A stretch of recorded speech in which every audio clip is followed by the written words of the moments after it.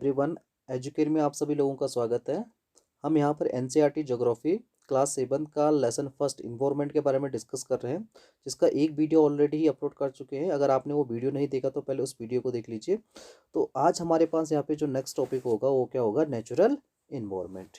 Okay, so natural environment के बारे में बताया जाता है। नेचुरल में से होता है प्राकृतिक, और इन्वायरमेंट का मतलब होता है पर्यावरण। Okay, so land, water, air, plants and animal comprises the natural environment. मतलब लैंड भूमि हुई, वाटर पानी हुआ, एयर हवा हुई, और प्लांट, ये सब मिलकर क्या बनते हैं, नेचुरल इन्वायरमेंट बनता है। Okay, so you are familiar with the meaning of the lithosphere, hydrosphere, atmosphere and biosphere from your previous class. Let's learn some more fact about these domain. आप सभी लोग पहले से जानते हैं कि भाई लिथोस्फीयर क्या होता है, हाइड्रोस्फीयर क्या होता है, एटमॉस्फेयर क्या होता है, या फिर बायोस्फीयर क्या होता है, क्योंकि आप सब ने क्या पढ़ा है, ये अपनी पिछली कक्षाओं में पढ़ा है। इसी के बारे में थोड़ा सा और यहाँ पर कुछ बताया गया है।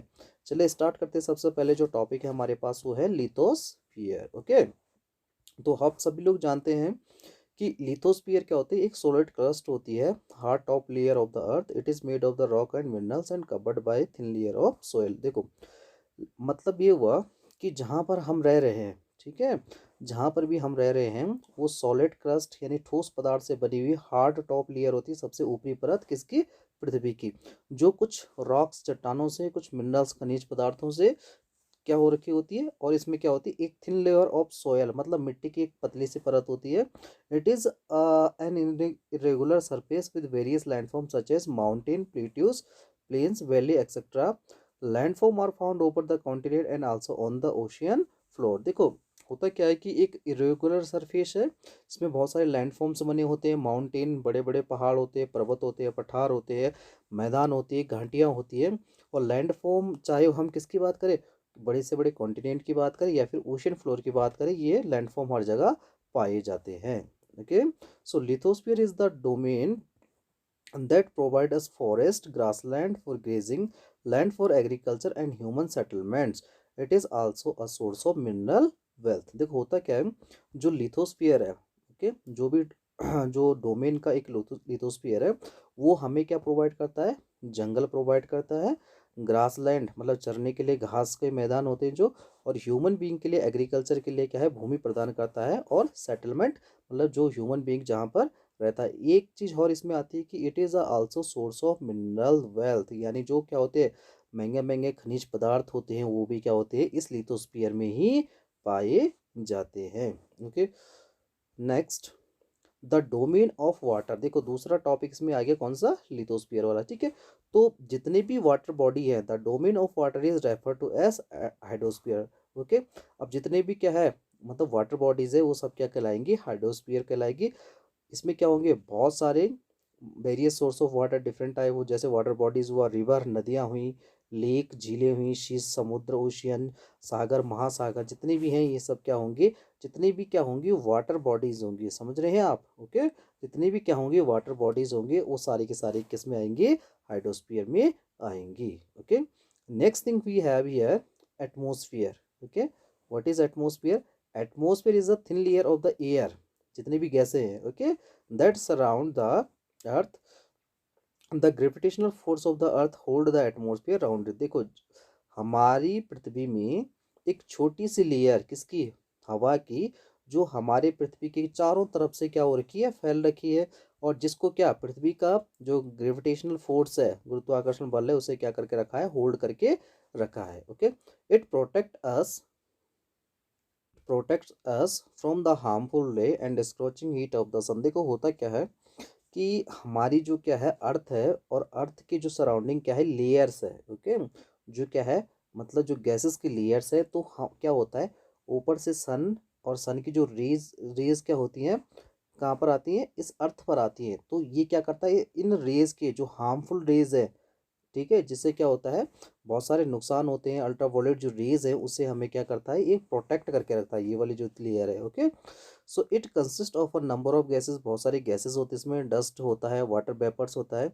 The change in the atmosphere produce change in the weather and climate. देखो जैसे ही एटमोसफेयर में कोई भी क्या होता है, चेंजिंग होती है, तो उन चेंजिंग की वजह से क्या होने लग जाता है, हमारा जो एटमोसफियर है यानी वेदर है, और जो क्लाइमेट है, चाहे मौसम हो या फिर इसमें सारा क्या होने लग जाता है, परिवर्तन होने लग जाता है। Okay, so at last what we have, biosphere. देखो इन सब से जैसे हमने बात की कि भाई लिथोस्फीयर क्या है, हाइड्रोस्फीयर क्या है, ओके, एटमोस्फीयर क्या होता है। तो देखो होगा क्या कि plant and animal kingdom together make biosphere और लिविंग वर्ल्ड्स। देखो प्लांट जितने भी पेड़ पौधे हैं, एनिमल किंगडम में सारे के सारे आ जाते हैं, चाहे वो क्या हो, ह्यूमन बीइंग हो या फिर एनिमल्स हो। तो ये सब मिलकर क्या बनाते हैं, लिविंग वर्ल्ड बनाते हैं, मतलब जहाँ पर जीवन क्या होता है, संभव होता है।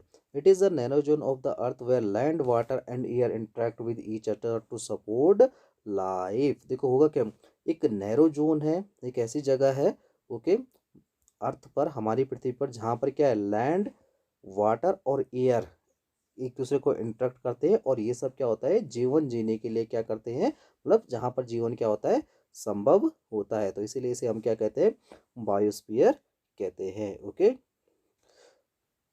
चलिए स्टूडेंट, यहाँ पर एक डायग्राम दिया है, तो इस डायग्राम के अकॉर्डिंग हम क्या करते हैं, थोड़ा सा समझने की कोशिश करते हैं कि जो जो टॉपिक हमने अभी तक पढ़े हैं। ओके, सो हम यहाँ पर डिस्कस कर रहे थे कि जो डोमेन ऑफ अर्थ है, ओके, क्या है, जो जो डोमेन ऑफ अर्थ है उसमें कौन कौन सी चीज़ें आती है। तो डोमेन ऑफ अर्थ में सबसे पहले हमने डिस्कस किया था कि क्या है, लिथोस्फीयर है। समझ रहे हैं आप, यहाँ पर देखिए ये पिक्चर्स आप देख पा रहे होंगे। तो लिथोस्फीयर है, फिर क्या है, हाइड्रोस्फीयर है, और ये क्या है, एटमोस्फियर है। तो लिथोस्फीयर मतलब जो सॉलिड क्रस्ट वाला था, जो सॉलिड मैंने बताया था कि टॉप मोस्ट जो लेयर है, उसके बाद है कि हाइड्रोस्फीयर। तो हाइड्रोस्फीयर का मतलब क्या हुआ, वाटर बॉडी, ठीक है। और जो बायो यहाँ पर एटमोस्फियर है, तो एटमोस्फियर का मतलब जो यहाँ पर क्या है, गैसेस है, ओके। और ये तीनों के तीनों मिलकर क्या बना रहे हैं, एक बायोस्फीयर बना रहे हैं। देखिए कि बायोस्फीयर ये है, तो ये यहाँ पर लिथोस्फीयर से भी टच है, ओके, और यहाँ से हाइड्रोस्फीयर से भी टच है, और यहाँ से किससे, एटमॉस्फेयर से भी टच है। तो इसका मतलब क्या है, जीवन क्या है, जब क्या होता है, लिथोस्फीयर, हाइड्रोस्फीयर और एटमॉस्फेयर जहाँ पर एग्जिस्ट होते हैं, जहाँ पर मौजूद होते हैं, वहाँ वहीं पर क्या बनता है, बायोस्फीयर बनता है, और यहीं पर क्या होती है, लाइफ पॉसिबल होती है। Okay, so student, there is some words here, words और मीन्स इन्वायरमेंट। स्टार्टिंग में हम डिस्कस कर चुके थे कि जो इन्वायरमेंट है वो फ्रेंच भाषा का शब्द है, जिसका मीनिंग क्या होता है, neighbourhood. Okay, look at your surrounds, make a list of uses that the land is your neighbourhood is being put up. इसमें और नेक्स्ट है कि where does the water you use in your home and school come from. देखो आपने इसमें क्या करना है कि आप इसमें देखना है कि जो वाटर है, पानी है, आपके स्कूल में कहाँ से आता है, आपके घर में कहाँ से आता है। मेक अ लिस्ट, लिस्ट बनानी है कि different use of water in daily life. Okay, फिर आपने इसमें नेक्स्ट है कि observe the sky while coming to school, make a note whether the day is cloudy. आपने ये बताना है कि भाई, लिस्ट बना के ये बताना है, ऑब्जर्व करके बताना है कि जो वेदर है वो क्लाउडी है, रेनी है, सनी है या फॉगी है। Okay, so we have discuss in this video the domains of earth, okay, lithosphere, hydrosphere and atmosphere. It become now what, here, biosphere. Okay, so if you like video, so please like the video, okay. And if you did not subscribe our channel, so subscribe the channel at first, and press the bell icon for more updates and notification. Okay, so thanks for watching video.